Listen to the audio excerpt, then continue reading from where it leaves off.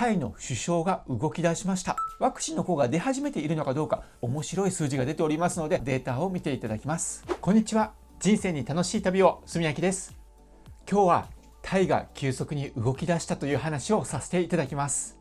ここ2、3日でタイの姿勢が急速に変わりつつあります。どのようなことが起こっているのか、そちらについて最新情報をお伝えさせていただきます。今日お伝えするポイントは、まず1つ目としてタイの規制緩和情報、こちらも大きな動きがありましたので、そちらお伝えさせていただきます。そして2つ目は、タイが海外からの観光客の受け入れに対して動き始めているということ、そちらの話題をお伝えさせていただきます。そして3つ目として、タイの現在のコロナの状況についてお話しさせていただきます。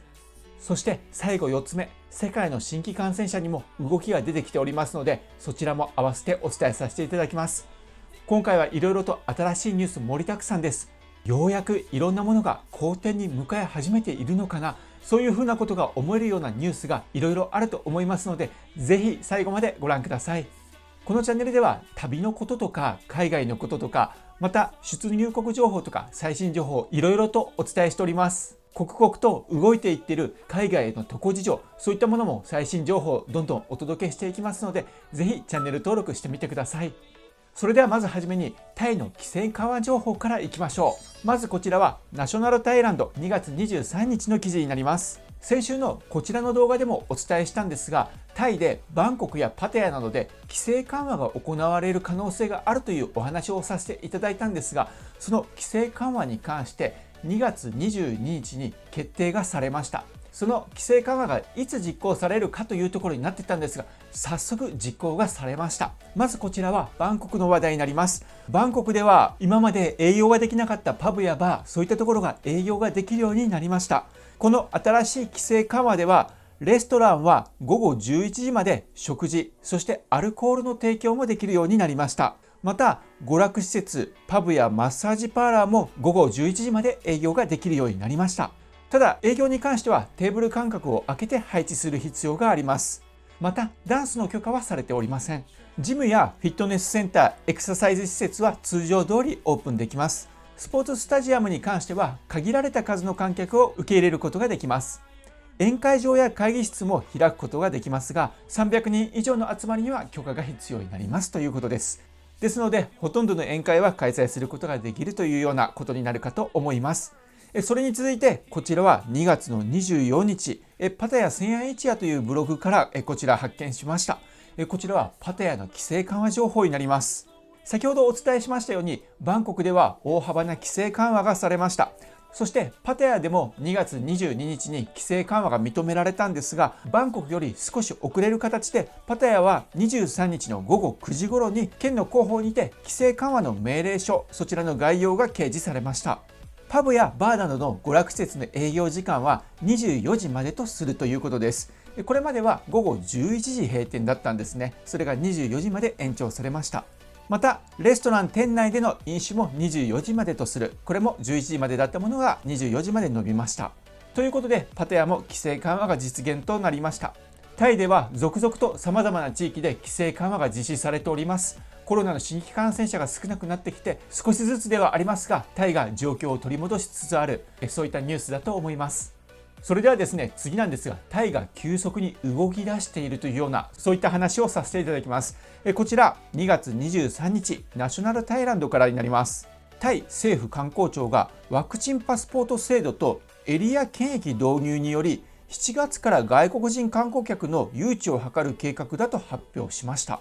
こちらワクチンパスポートというのはどういうものかというと、ワクチンを打った人であれば隔離なしでタイに入国できるようにする、そういうような計画になります。またこのエリア検疫というのは今回初めて出てきた言葉になるんですが、これはどういったものかと言いますと、現時点ではタイに入国すると2週間の隔離期間があるんですが、基本的にはその隔離期間の間は部屋の中にほとんど閉じこもっていなければならないというような、そういったことになるんですね。そういったことを解消するために、最近隔離期間中にゴルフができるゴルフ検疫ですとか、あとは隔離期間中に部屋から出てホテル内のリゾート施設を使えるビラ検疫というような、そういったものが実施され始めてたんですね。ただこのゴルフ検疫とかビラ検疫はとても高額なプランになりまして、一般の方はなかなか使えない、そういったものになっていたんです。その中でこのエリア検疫というものなんですが、ゴルフ検疫やビラ検疫のように隔離期間中であったとしても、部屋の中だけではなく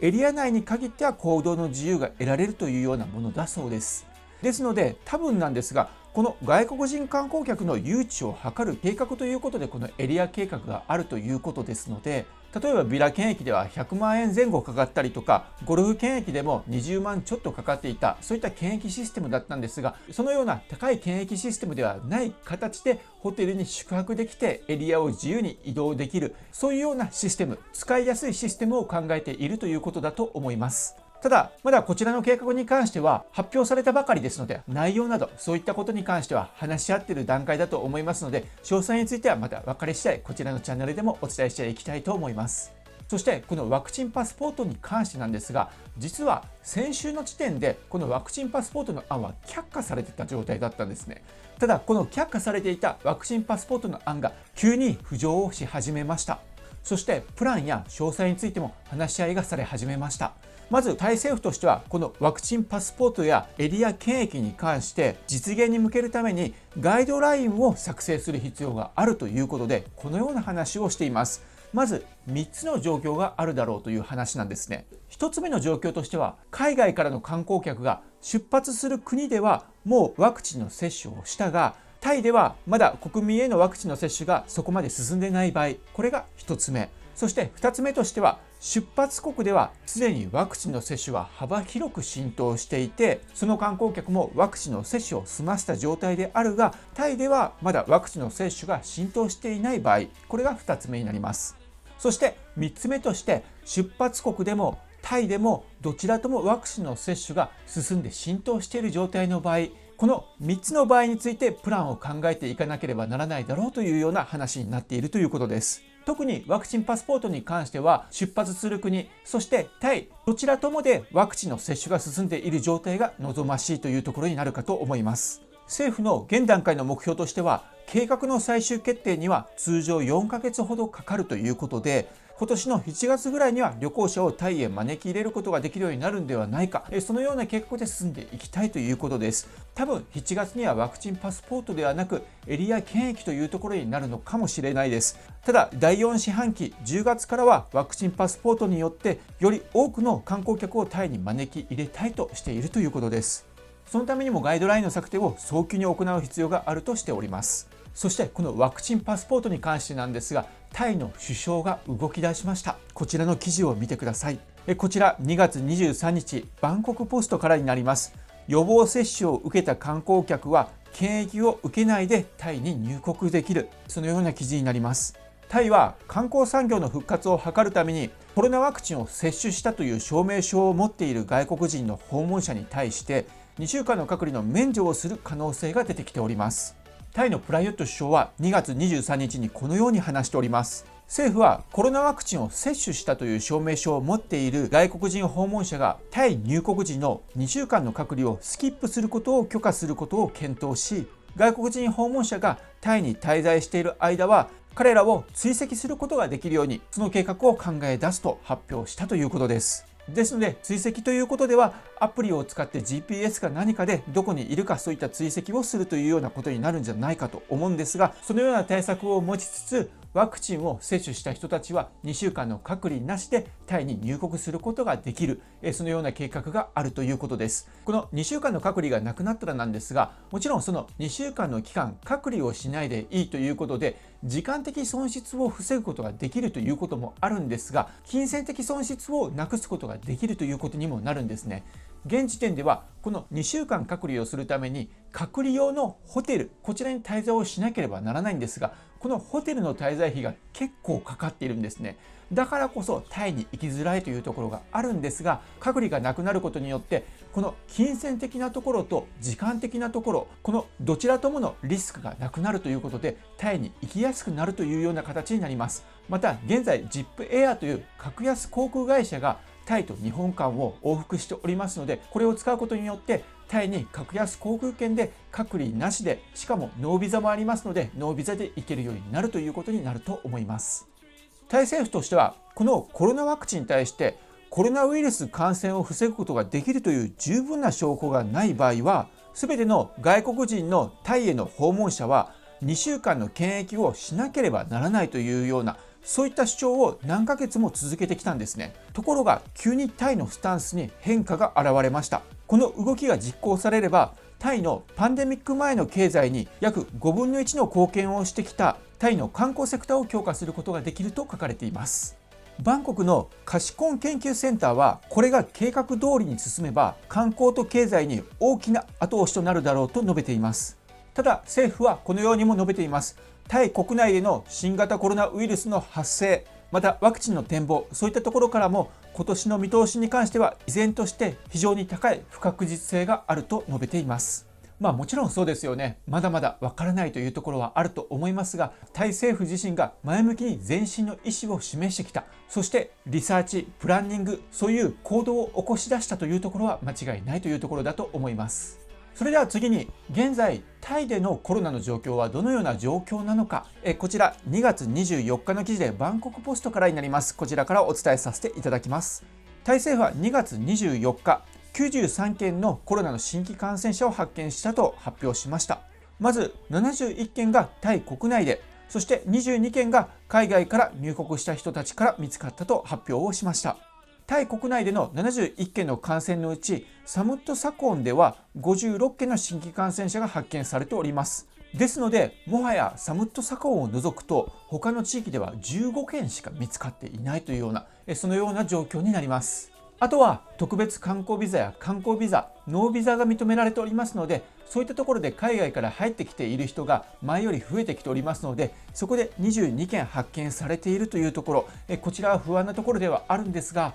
現在2週間の隔離、こちらの措置を取っておりますので、こちらでしっかりと抑え込みができていればいいなと思います。現時点ではコロナの新規感染者はどんどん減っている状態ですので、そういった外国人の入国に関しても適切に対応ができているのかなと思います。そういったところではですね、このワクチンパスポートというものに関しまして、ワクチンを打った人は隔離なしでタイに入れるというような、そういったものになりますので、これが実現化するためにはタイだけではなく世界全体でのコロナの新規感染者が減っていくかどうか、そういったところにもかかっているかと思います。またワクチンの効果が出ているのかどうか、そういったところもとても大切なところになってくると思います。そこで現在の世界の新型コロナウイルスの感染者がどのようになっているのか、ワクチンの効果が出始めているのかどうか、面白い数字が出ておりますので、こちら見ていただければと思います。パソコンの画面からデータを見ていただきます。はい、それではこちらでデータを見ていきたいと思います。こちらが世界の新規感染者の推移になります。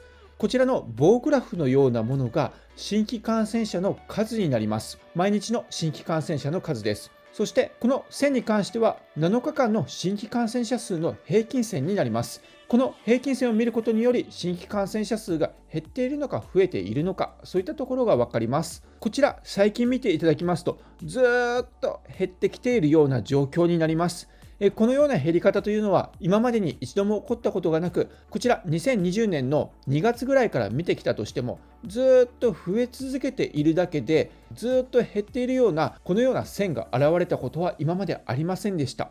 ですのでこれはもう間違いなくワクチンの効果が出ているということになるんじゃないかと思います。そして現在ではどれぐらいの新規感染者かというと、38万1872人、これぐらいが世界の新規感染者なんですね。じゃあこの38万というのはこちらのあたりを見てみますと、10月ぐらいの数字なんですが、10月ぐらいがそれぐらいの新規感染者でした。ですので10月ぐらいの水準まで今新規感染者が戻っているというような、そういうようなことになります。またここで1回ポコーンとへっこんでるんですが、ここでは19万2266人でした。こちらはたまたま検査数とかによって減ったというところにもなると思うんですが、でもデータとして19万台を叩き出したのはもうこのだいぶ前の7月8月ぐらいに遡るんですね。それぐらいの数値がたまたまではあるんですけれども、出たりもするようになってきているというところにもなります。このようなポコンと低いものが出たら、その次の近いところでポコンと上がるようなことが多いんですが、そういったこともなく、